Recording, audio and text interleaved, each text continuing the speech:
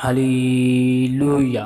आज की शाम खुदावन के नाम आप सभी को खुदावन की पवित्र नाम में जय मसीह की। हालेलुया।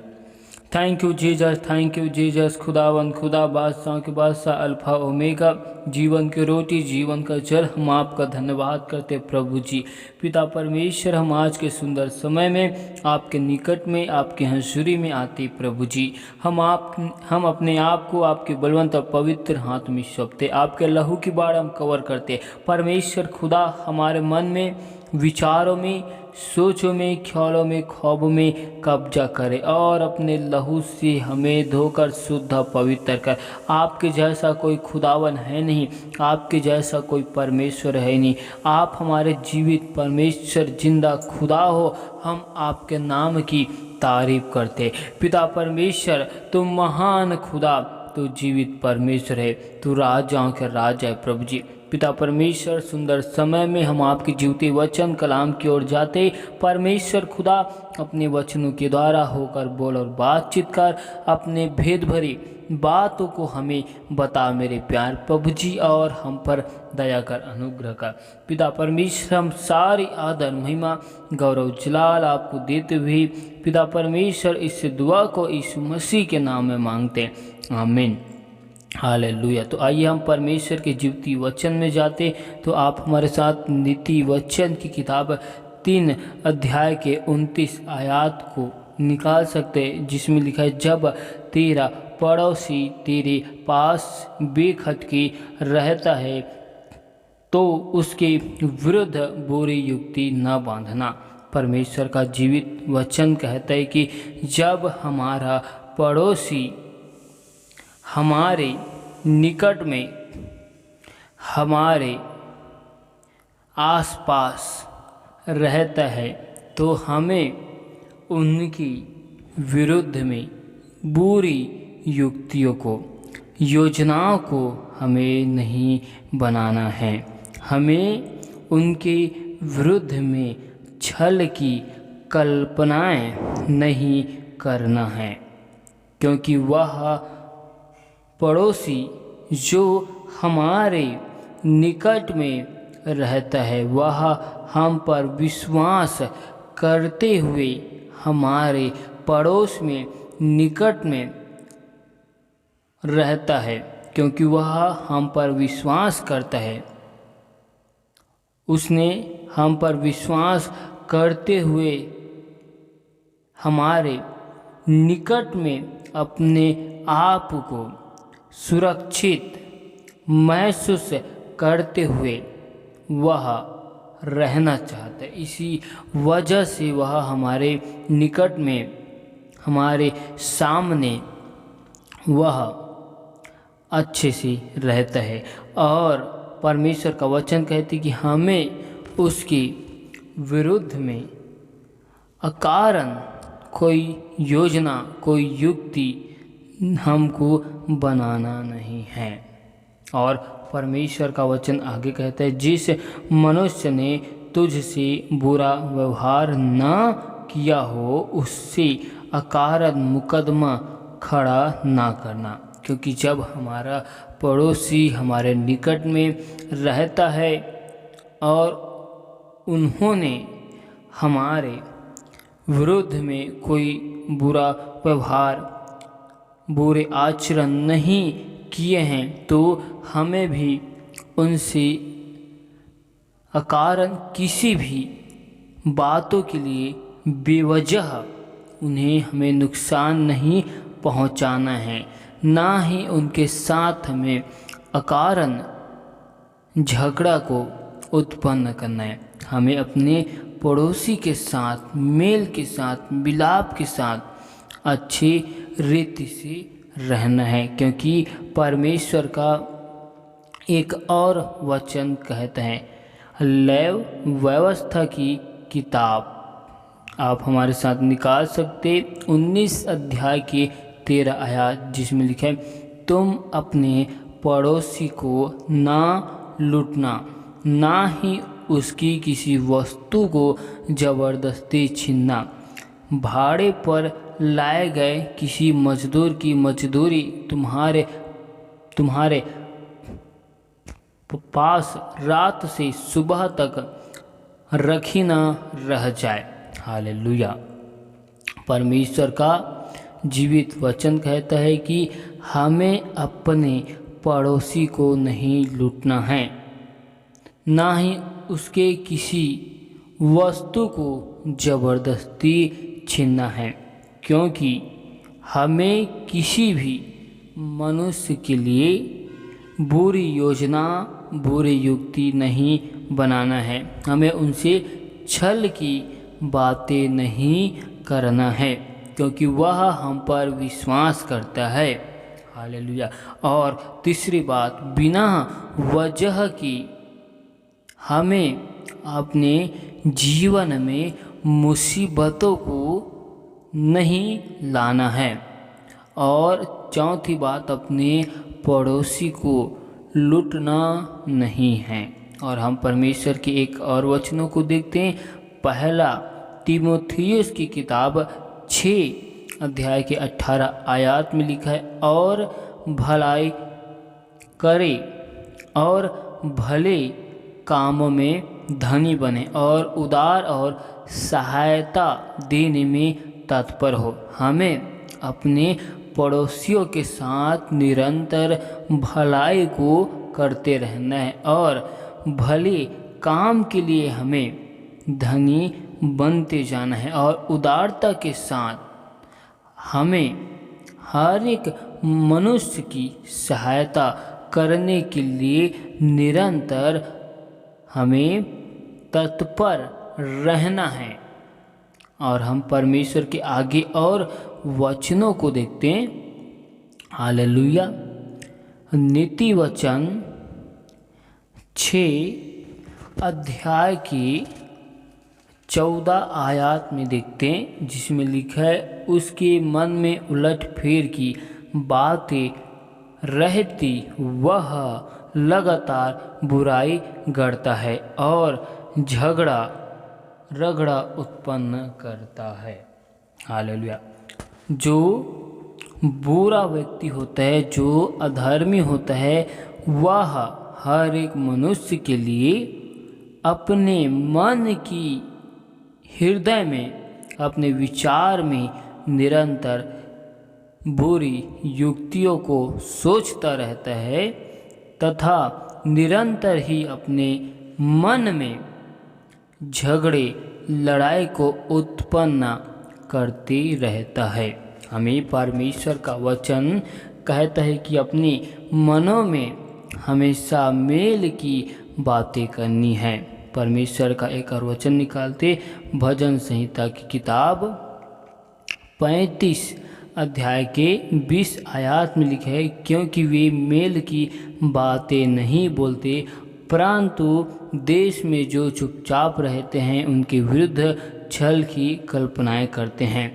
जो देश में या हमारे आसपास चुपचाप रहते हैं, उन पड़ोसियों के विरुद्ध में अधर्मी मनुष्य, अधर्मी व्यक्ति छल की कल्पनाएं करते हैं, छल की बातें करते हैं। नीति वचन 6 के 18 में लिखा है, अनर्थ कल्पना गढ़ने वाला मन, बुराई करने को वेग से दौड़ने वाले पाँव। हालेलुया। हमें किसी के विरुद्ध में अनर्थ कल्पनाओं को नहीं गढ़ना है। हालेलुया। हमें किसी के लिए गलत योजनाओं को, बुरी युक्तियों को तैयार नहीं करना है। हमें सबके साथ मेल की बातें निरंतर करते रहना है। और हम एक और वचनों के देखते, नीति वचन 14 अध्याय के 22 आयत में लिखा है, जो बुरी युक्ति निकालते हैं, क्या वे भ्रम में नहीं पड़ते, परंतु भली युक्ति निकालने वालों से करुणा और सच्चाई का व्यवहार किया जाता है। परमेश्वर का वचन कहता है कि जो मनुष्य अपने जीवन में बुरी युक्तियों को निकालते हैं, वह अपने जीवन में असमंजस में, दुविधाओं में, भ्रम में पड़ता है। हालेलुया। इसीलिए हमें अपने जीवन में भली युक्ति को निरंतर निकालना चाहिए, जिससे करुणा और सच्चाई का व्यवहार होता है। और नीति वचन 16 अध्याय के 29 आयत में देखते हैं, उपद्रवी मनुष्य अपने पड़ोसी को फुसलाकर कुमार्ग पर चलाता है। ऐसा मनुष्य जो परमेश्वर के सत्य मार्ग से अपने पड़ोसी को अधर्म के मार्गों पर चलाता है, अधर्म की बातों को, अंधकार की राहों पर ले जाता है, अंधकार की चीज़ों को बतलाता है, उसी को सिखाता है। हालेलुया। और परमेश्वर का एक और वचन कहता है, रोमियो की किताब 12 अध्याय के 18 आयत में लिखा है, जहाँ तक हो सके तुम भरसक सब मनुष्यों के साथ मेल मिलाप रखो। हमें हर एक मनुष्य के साथ, हमें संसार के प्रत्येक मनुष्यों के साथ हमें मेल मिलाप के साथ रहना है।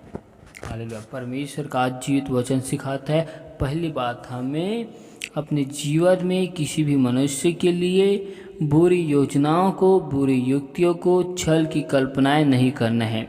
दूसरी बात, क्योंकि वह मनुष्य हम पर विश्वास करते हुए हमारे निकट में उपस्थिति में रहता है। तीसरी बात, बिना वजह के मुसीबत को अपने जीवन में हमें लाना नहीं है। चौथी बात, हमें अपने पड़ोसियों को, अपने लोगों को लूटना नहीं है।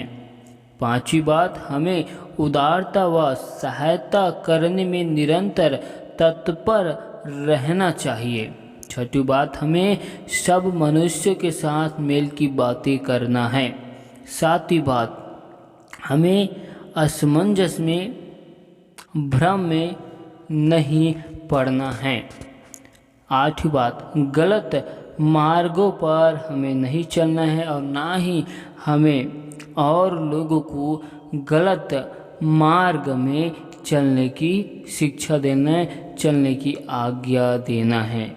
हमें परमेश्वर के इन सारी बातों में खराई के साथ, सच्चाई के साथ बने रहने। हमारे मन में अनर्थ, अन्य ऐसी कल्पना हो जाती है, ऐसी बुरी बुरी योजनाओं, युक्तियाँ हमारे मन में निरंतर आती रहती है। हमें उन सभी चीज़ों से बच कर रहना है और अनर्थ कल्पनाओं से अपने पाँव को, अपने जीवन को रोक के रखना है, ताकि हम मुसीबत में, समस्याओं में ना पड़ सके। परमेश्वर इन वचनों के द्वारा आप सभी को बहुतायत की आशीष दे। आमीन। Hallelujah, hallelujah.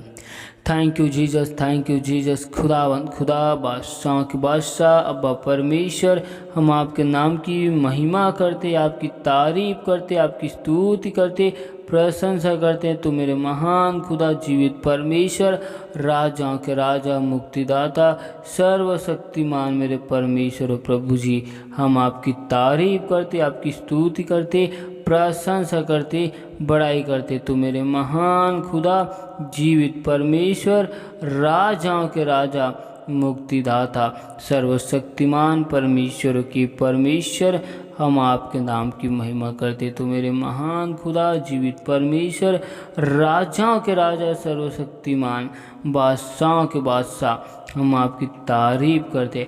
आपके जैसा कोई खुदावन है नहीं, आपके जैसा कोई परमेश्वर है नहीं। तो महान खुदा, जीवित परमेश्वर, तू राजाओं की राजा है, तू जीवित खुदा है। प्रभु जी, हम आपके नाम की तारीफ करते, आपकी स्तुति करते, आपकी प्रशंसा करते हैं। Thank you Jesus.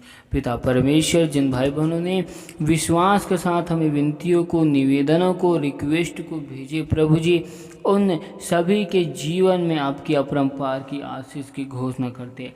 परमेश्वर दया कर, अनुग्रह कर, हर एक भाई बहनों के हाथों के कार्यों में सफलताओं की घोषणा को करते हैं, उनके घरों में परिवार में आशीष की घोषणा करते हैं। जो भाई बहन बीमार हैं उनके जीवन में चंगाई की सामर्थ्य को मांगते हैं। जिस प्रकार आपने लकवे के रोगी को चंगा किया प्रभु जी, जिस प्रकार आपने सूबेदार के विश्वास को देखकर उनके सेवक को उसी घड़ी चंगा दिया, आज वही चंगाई के अभिषेक को मांगते। जिस प्रकार आपने 12 वर्ष की लहू बहाने वाली स्त्री को चंगा किया, केवल आपके वस्त्र को छूने से वह चंगी हो गई। पिता परमेश्वर, आज वैसी चंगाई हर एक भाई बहनों के जीवन में मांगता हूँ। हर एक भाई बहन आत्मिक बातों में, आत्मिक चीज़ों में, कलामों में बढ़ने पाए। हर एक भाई बहनों के जीवन से हर एक की दीवार, पूर्वज के श्राप, पूर्वज के बंधन तोड़ दे जाए। पिता परमेश्वर, एक बार फिर हम अपने आप को आपके बलवंत पवित्र हाथों में सौंपते। हमसे देखने, सुनने, बोलने के द्वारा जो गुनाह, पाप, अपराध हैं, उन सारे गुनाह के लिए, पाप के लिए, अपराधों के लिए हम आपसे माफ़ी मांगते हैं। परमेश्वर खुदा, हम पर दया करना, अनुग्रह करना। तो महान खुदा, जीवित परमेश्वर, आपके जैसा कोई है नहीं।